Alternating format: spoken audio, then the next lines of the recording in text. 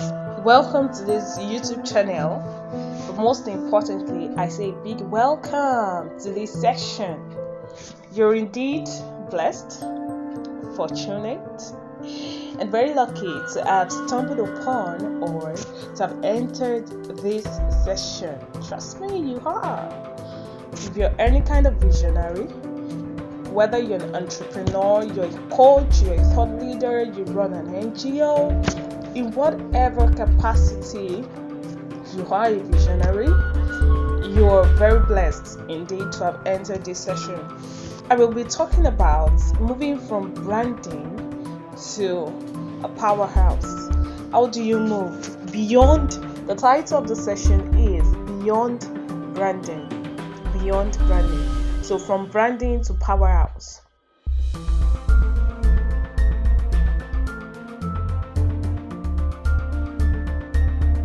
How do you go from branding to powerhouse?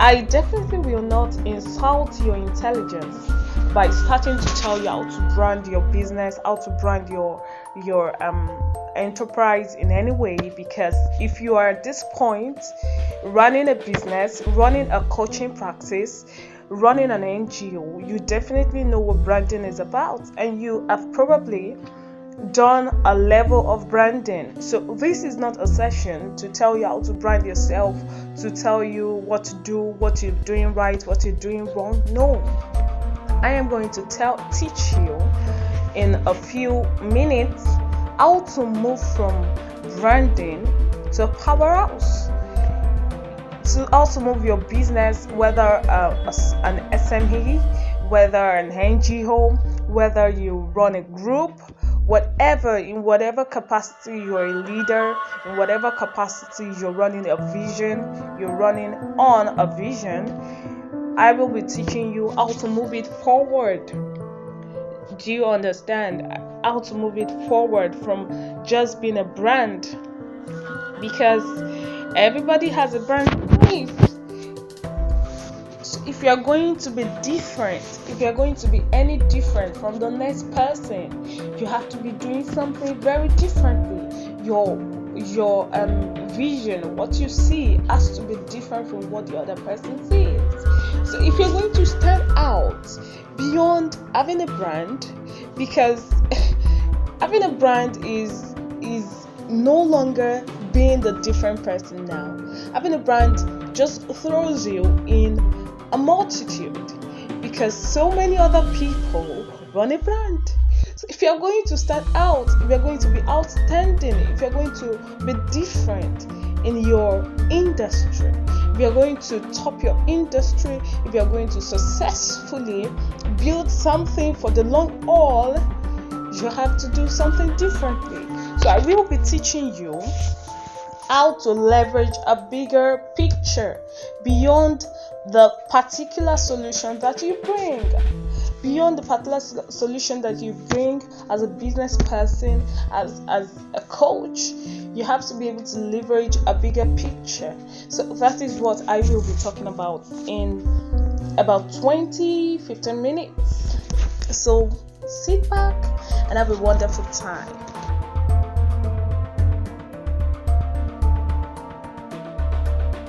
To move from a brand to a powerhouse, you need three major things. Number one, you have to be able to captivate your audience. Number two, you have to be able to step out of the crowd. And number three, you have to be able to meet a greater need. Do not worry, we have the time. So we are going to be taking each of these one after the other. Your brand does not exist in a vacuum. So because your brand does not exist in a vacuum, you cannot be short-sighted. You cannot just think about bringing in money for your business.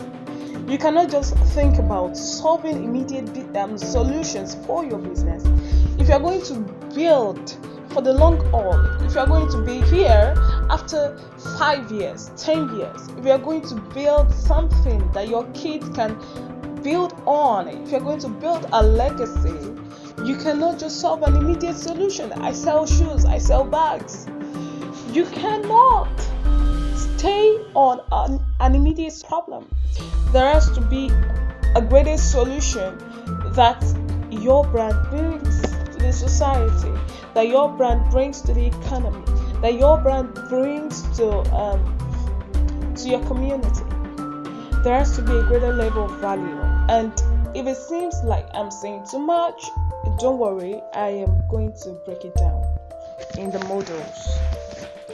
If you don't want to build beyond now, if you don't want to go beyond the present, what your eyes can see presently, meeting your need presently, then this is not for you. I'm sorry. Because if you're going to build for the long haul, you're going to do a lot of work, and you're going to be able to delay gratification. So if you cannot delay gratification, I understand, but this might not be for you. So before I came into the reflection section, I was talking about why you should be beyond, why you should go beyond branding, why going beyond branding is very important. Number one, there's a bigger picture and there is a greater need for solution. I have spoken about that.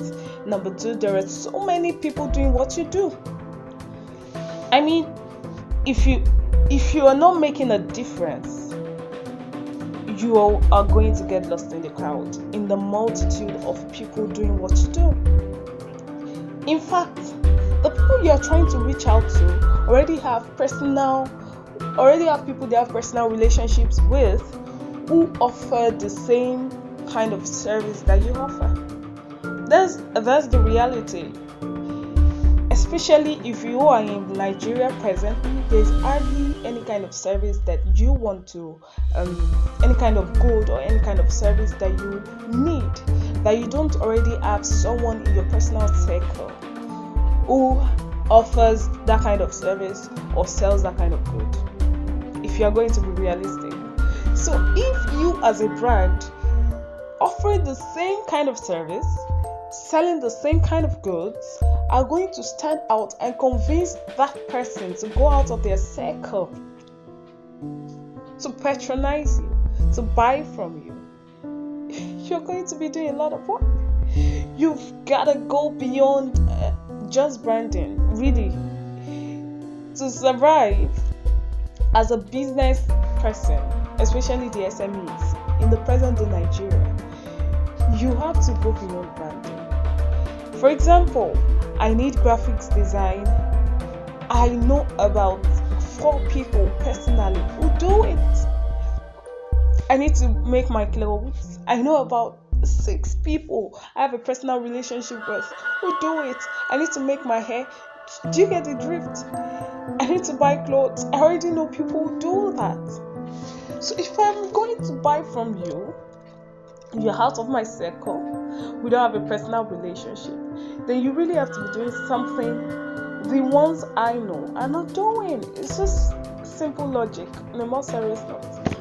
And you really have to go beyond fighting price battles, because those things do not really go down well at the end of the day. So what are you going to do differently as a brand? What will make you stand out as a coach, as a thought leader, as an NGO, as an entrepreneur, as a visionary in any capacity? What are you going to do differently that would make your brand stick around beyond 5 years, beyond 10 years, and you will still be here solving people's problems, making large sales, and expanding as a business? Okay, so let me separate that part of the section, that part of the section from the others. I'm moving on to a whole different section now, and in this new section, this module, you will be learning about the boxes you have to tick in order to set yourself apart from the crowd, in order to meet a greater need and to captivate your audience. Yes, I'm so excited. I really am excited to share this with you. I am excited because it is practically impossible for you to tick all three boxes and not stand out as a brand. What I'm saying is, if you tick all three boxes, you will stand out as a brand. I mean, you will be different. People will remember your name, which is ultimately what you want as a brand. People remember you when they have that particular need. People will remember you when they see that particular problem being solved. So I would actually need you to sit back, because you'll be doing a lot of learning. You can get your jotters, get your pens at this point, and start writing. I am excited to share this with you guys. I really am excited. So let's get into it. Let's get into it. With it, rather.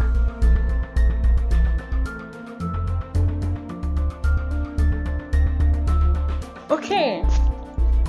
So there are three boxes you will tick, all of which require a level of hard work. Sincerely, guys, I am not going to deceive you. If you're going to tick these boxes, you're going to be doing a lot of hard work. In fact, you will not, if you're not willing to put in the work, you can really stop listening right now, because it's a lot of work, really.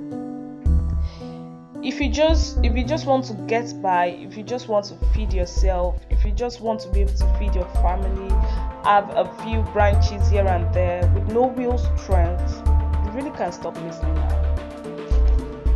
For some, however, you will discover that you have been doing a couple of these things one after the other to create a clear demarcation. I'll share just one of it in this module, and then we have a brief stop. I'll share the next one, a brief stop, and then the next one, just to create a demarcation. Okay, are you ready to go? Are you ready? Okay, I'm ready. Number one, so undirected but very, very important, is conviction. Yes, conviction. I'm so excited to share with you. Now, let me start from the advantage you get from conviction. The advantage is that you capture attention. Remember, I told you that if you would go beyond the brand, you need to capture attention, you need to beat your competition, and you need to meet a greater need. That is, you need to stand out of the crowd, you need to meet a greater need, and you have to capture attention. So I'll be sharing a solution to each of these. Number one, how you can capture attention. Number two, how you can beat the competition. And finally, number three, how you can meet the greater need. So in this module, I'll be talking about capturing attention, which is, like I said, which really is what you need as a brand. You need to capture attention. And I said conviction is a great way for you to capture attention. Now listen to this. Conviction is a language of visionaries. It is the culture of a person who has seen and is now calling others to see. Do you see? Conviction comes from the heart. It does not come from your strategies. It comes from the heart that what you have discovered is worth sharing. You have to be convinced yourself that what you have discovered, what you are doing, is worth saying. You have to, especially be a thought leader, a coach, you have to really be sure that what you have discovered, what you want to share, what you are branding yourself on is worth sharing, really. Now, Conviction reflects how certain you are about the solution that you provide. And what is the proof of conviction? Authority. Authority is a proof of conviction. Now, one major advantage of conviction is that it births trust. It generates trust. If your audience, if your customers, the major way, let me say the only major way to bring in really is conviction. You have to be sure. Conviction really is what you want your customers to have. Because if you can transfer your conviction to your customers become your crusaders. They become the people who advertise your product, your service anywhere, and they can defend it anywhere. That's a major advantage of conviction. Once you are able to transfer it from yourself to your audience, from yourself to your customers, they become your advertisers. They become your crusaders. And trust me, there is almost nothing as powerful as your customers becoming your crusaders. Do you understand that level? Who wouldn't want it as a business person?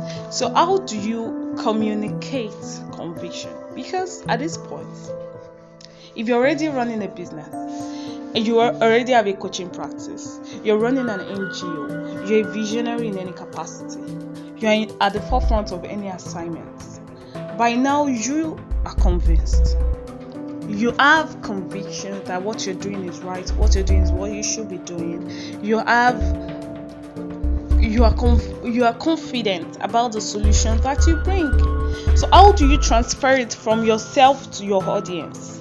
I'll be teaching you ways how you can display conviction, how you can display and impart conviction using Martin Luther King's I Have a Dream speech.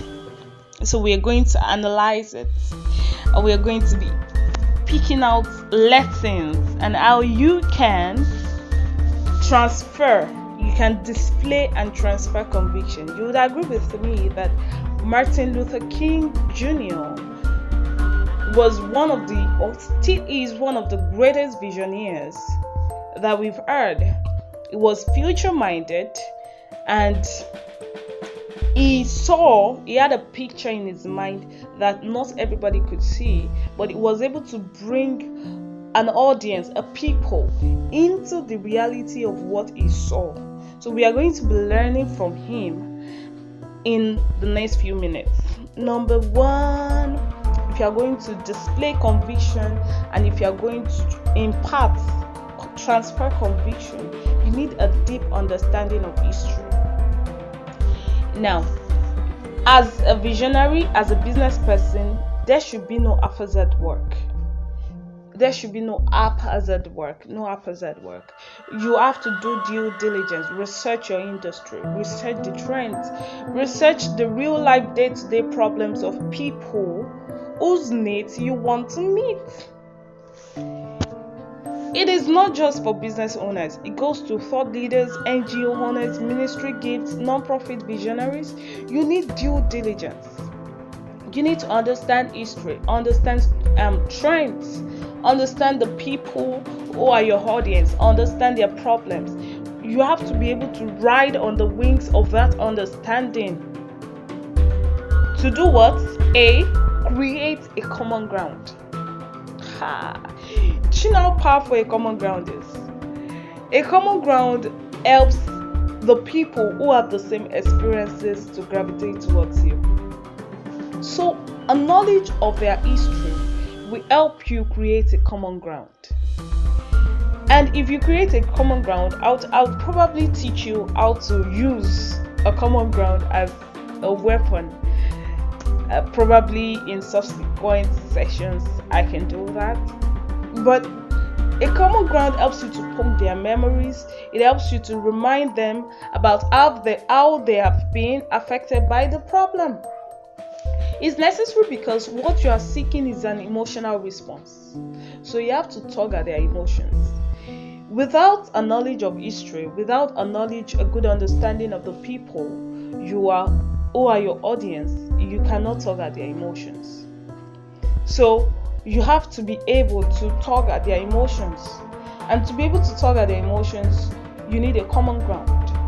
Poke their memories, assess episodic memories as against semantic memories, which are things that I can teach you later, because I don't want the section to stretch. It's already stretching beyond what I planned. So number 2, what a deep understanding of history does to you is that it helps you to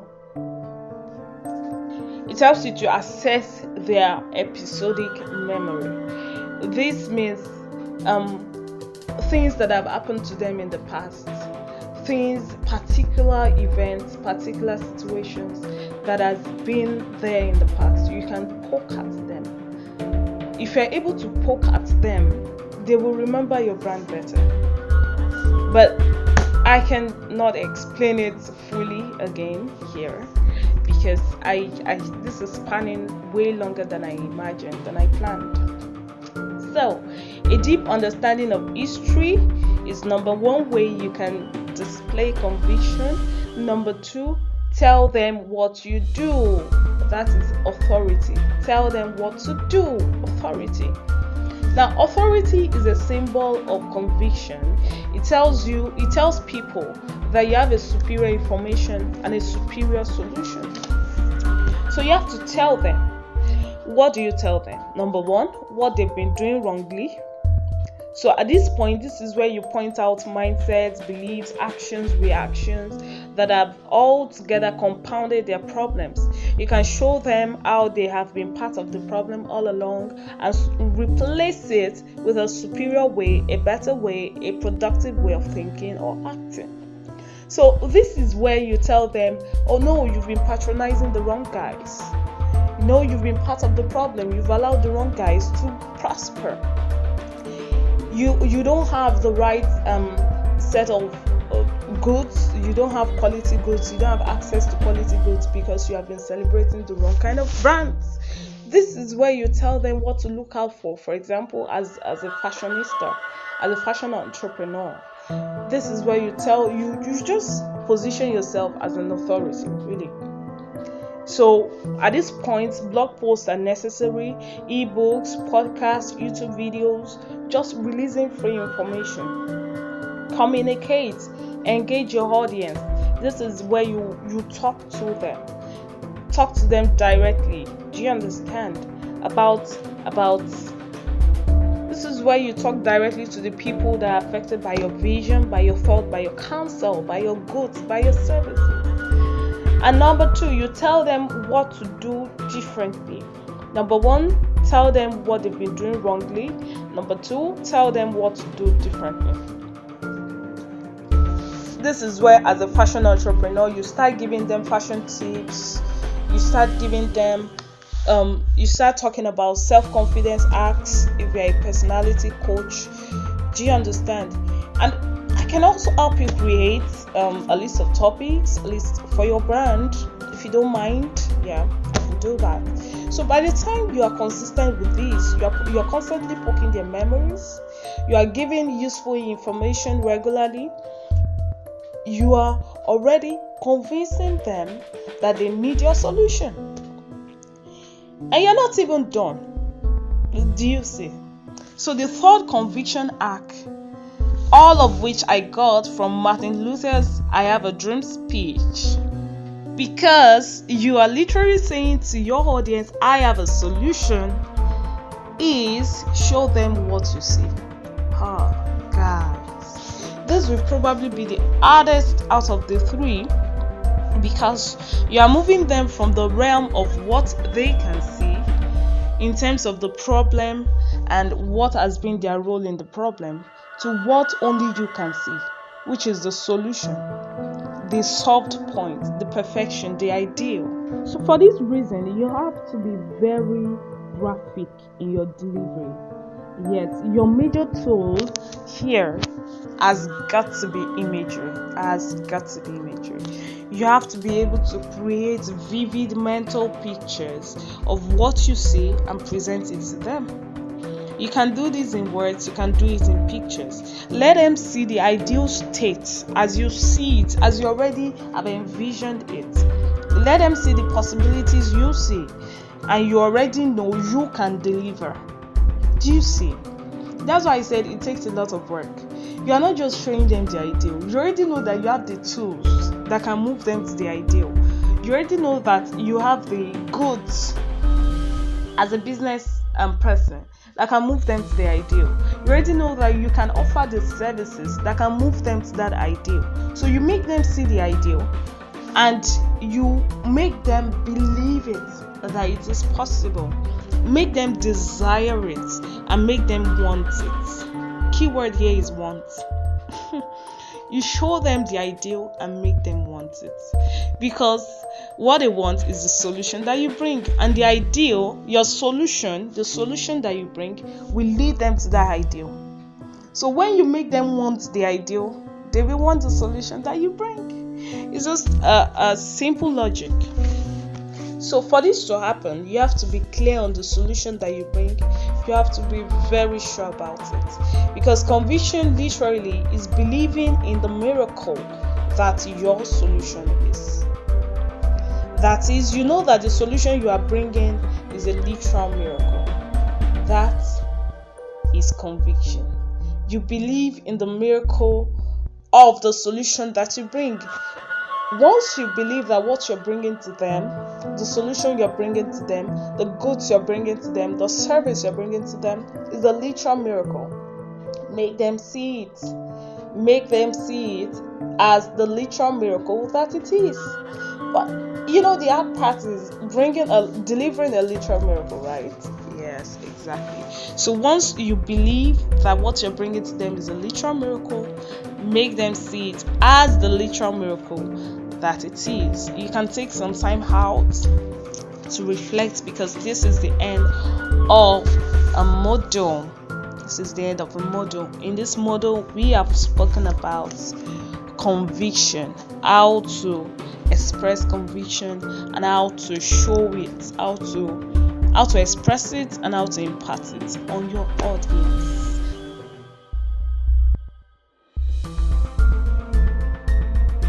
Okay, yes. Next, moving on to the third model, which is beating the competition. How do you beat the competition? Oh my God, wait for it, guys. The answer is innovation. Yes. So innovation is the second roadblock you have to climb. Innovation. How do you stand away from the crowd? How do you do it differently? How do people remember you apart from the rest of the crowd? It is innovation. Let me remind you again that this is not an how to get rich quick scheme. It will require hard work and consistency. Yes. So let's continue. What is in existence is wrong. All things as they are not perfect, or they are not right. So actually, it takes the critical eyes of a person, sometimes who has an ideal state in mind, to see the need for a certain form of improvement. Guys, innovation is actually the new entrepreneurship. Hey, do you see this? Innovation is the new entrepreneurship. Innovation can take different forms. 1, you can create new expressions. Number 2, you can continue an old strategy, an old practice in a new way. So, I have identified 4 pathways of innovation, but you will be able to access it in another course, the Innovate course, very shortly. What innovation does is that it challenges the status quo. Whether the status quo in your brand or within your industry. Do you know, whoever beats the status quo transcends everybody else conform to it. So there's a limit, and everybody in your industry is conformed to that limit. If you beat that limit, you realize that everybody in your industry comes under you. That's just the simple logic, and that is what innovation does to you as a brand. You start out something new, you do something different, and you are in a class of your own. That really is what innovation does to you. It puts you in a class of your own, no competition. That is how you be doing competition. So, innovation sets you in a class of your own within your industry. It makes you the cutting edge and makes you the measure for everybody else walking that path after you. So this is what makes the solution you bring a literal miracle, actually. Imagine the guys who brought the color television after years of the black and white TV. I mean, those guys would have been literal celebrities. So I am not entirely talking about creating something new. I mean, that's invention. But I'm saying improve on what is existing. Do it differently. Improve on what is existing either in your brand or in your industry. Do you see? So this is where creativity is put to work. If this requires you having a team that you put under pressure to think out of the box, if it requires you taking time out to think out of the box, to reflect, by all means do it, because it really is going to set you on the cutting edge, really. So innovation helps you in two major ways. Number one, it helps you to beat your best performance. So your customers are already, your audience is already blown by your performance, and then you beat that performance. Can you imagine what result it will bring for you as a brand? So number two, it helps you to beat the competition. This is what actually causes disruption in a structured industry where there are already established leaders. So you already have the big five or the big four or the big three in your industry, and then you come from the back end, do something no one else has ever done in the industry, and suddenly you're in a class of your own. People are comparing you to the big four, the big three. Innovation is what gets you there. It's like that cheat code that gets you to that point. So innovation is where your hard work is. This is where your creativity is put to use. So what can you innovate? Yes. What can you innovate within your business? So I've talked about innovation that helps you in two ways. You beat your best performance, you beat your competition. So what can you innovate within your business? How can you beat your best performance? Number one, you can innovate your products. That's your goods, your service, your content. And number two, you can innovate your channels. This is where your customer experience is defined.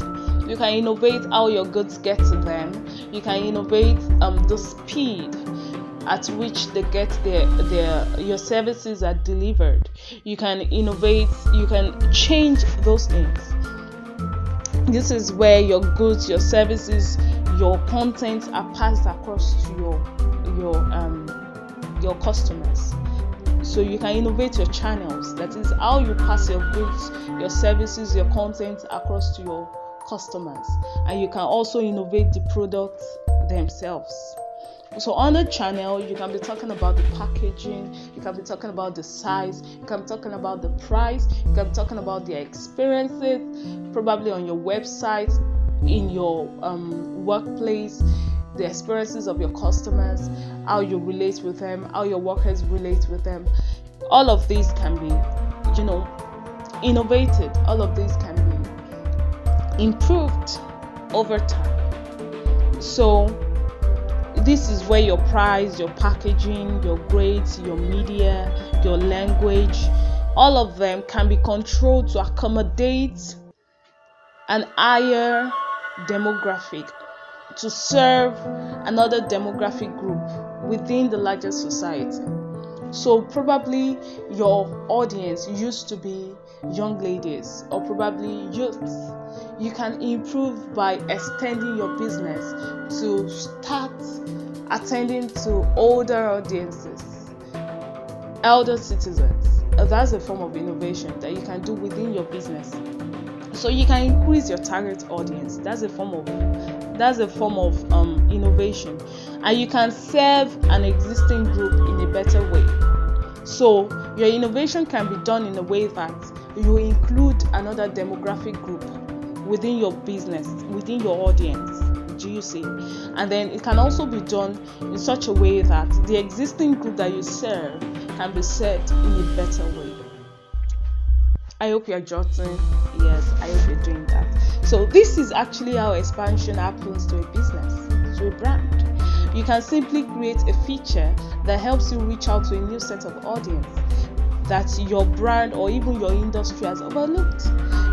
Everybody within your industry might have written out a particular demographic, a particular set of people, a particular income level.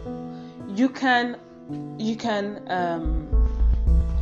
adjust your goods or adjust your packaging, adjust the sizes of your goods, the levels of your services to meet those other demographic group, other income levels that your industry or your brand has overlooked.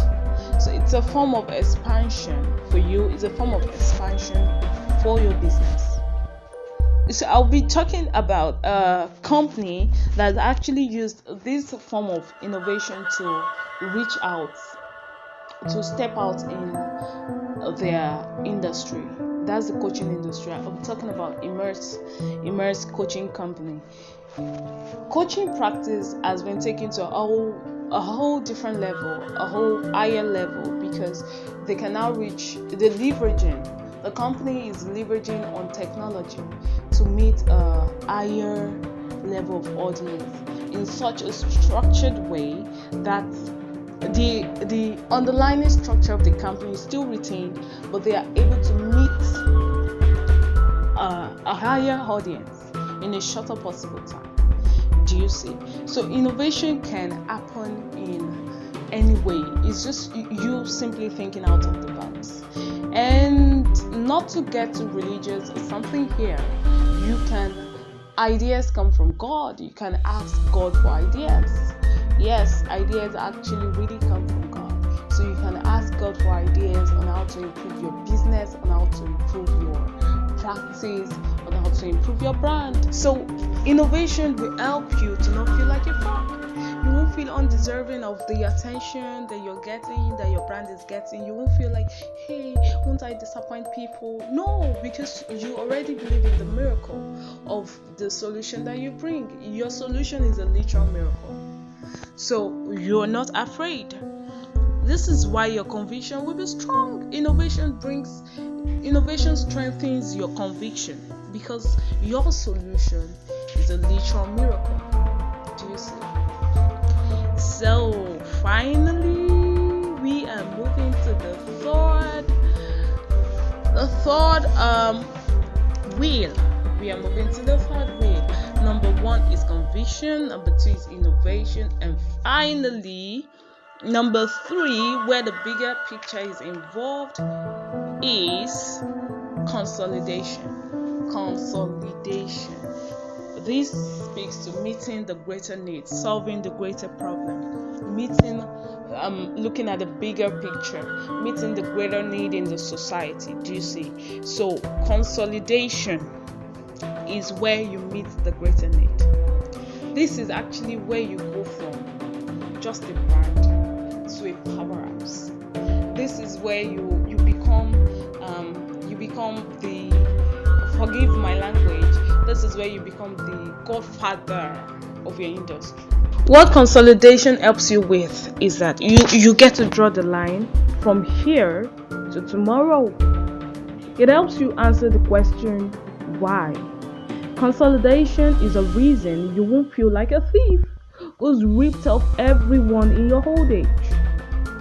It's the reason you won't feel unfulfilled after building an empire. It will later become the reason you keep on improving after much success. So it is the reason you won't rest on your laurels. Consolidation is the reason you won't be satisfied with a certain level of success. So it is simply serving a higher purpose. It's serving a higher purpose. So beyond business growth, beyond brand publicity or visibility, what greater purpose is your business serving? How is my brand as a thought leader, as a coach, as an NGO improving my country, my community, my continent? How is it improving it socially, politically, or in any other area? So this is where you ask questions like, how is it solving world problems? What SDG goals is my brand aiming to achieve? What social ills are we eradicating? This gives you a higher sense of meaning, higher sense of purpose, a bigger why, a stronger reason. It justifies your earnings in a stronger sense. This is where people draw a sense of fulfillment from. You didn't just come on the scene, rip everybody off their money and go. Consolidation deals with the deeper meaning, the higher intentions. This is where you stop being an hustler. This is when you truly become a visionary, solving problems, making meaningful impacts, This is where you make meaningful impacts, you create sustainable changes.